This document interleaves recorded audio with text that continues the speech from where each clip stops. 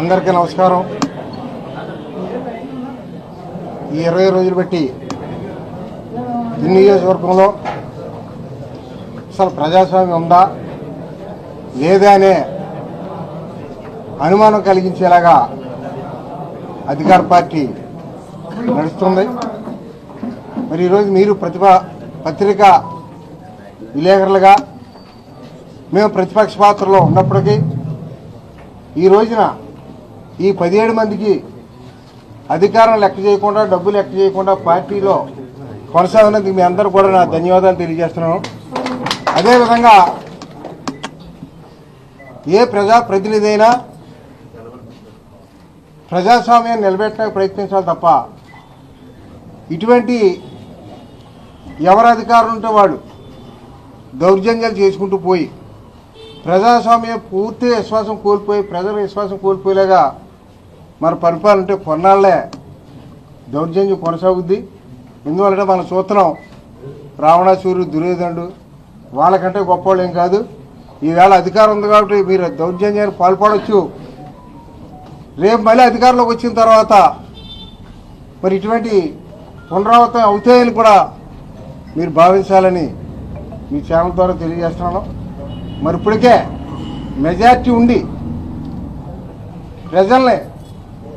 ప్రజాప్రతినిధుల్ని ఓటేయకుండా వాళ్ళ యొక్క ఓటుని సద్వినియోగం చేసుకోకుండా అడ్డుకుంటున్నారంటే ఇప్పటికే ప్రజలకి, నియోజకవర్గ ప్రజలకు అందరికీ అర్థమైంది. తప్పనిసరిగా దీన్ని మూల్యం చెల్లించుకోవాల్సి ఉంటుందని కూడా మీ ఛానల్ ద్వారా తెలియజేసుకుంటూ నేను సెలవు తీసుకుంటాను. అందరికీ నమస్కారం అండి.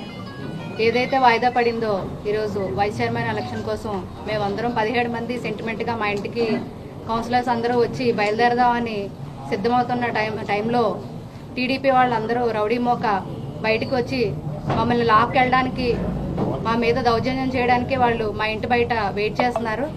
వాళ్ళందరూ కూడా ఇక్కడ లోకల్ పోలీస్ వాళ్ళ సహకారంతోనే వాళ్ళందరూ ఇక్కడ వాళ్ళకి సపోర్ట్గా వీళ్ళు నిల్చున్నారు. మా ఇంటి సీసీటీవీ ఫుటేజీలు కూడా వాళ్ళు రాకుండా ఉండడానికి సీసీటీవీలు కూడా తీసేశారు వాళ్ళు.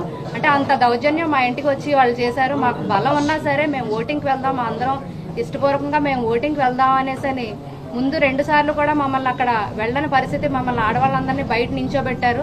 అందుకని మేము కోర్టుకు వెళ్ళి ఆర్డర్ తెచ్చుకున్నాము. కోర్టు కూడా సజావుగా పోలీసు వారికి సూచనలు ఇచ్చి వీళ్ళకి ఎలక్షన్ చేయించాలని చెప్పింది. కానీ అవేమీ లెక్క చేయకుండా, కోర్టు ఆర్డర్ కూడా లెక్క చేయకుండా ఇక్కడ 144 సెక్షన్ అమలు అన్నారు. కానీ వాళ్ళైతే విచ్చలవిడిగా ఇక్కడికి వచ్చి మా మీద దౌర్జన్యం కూడా చేయడం జరిగింది. మేమందరం భయపడి ఇంట్లోంచి బయటికి రాని పరిస్థితిని వాళ్ళు క్రియేట్ చేశారు. కానీ పోలీసు వారి సహకారం అయితే వాళ్ళకి లోకల్ పోలీసు వారి సహకారం బాగా ఉంది. కోర్టు ఆర్డర్ కూడా వాళ్ళు లెక్క చేయలేదు.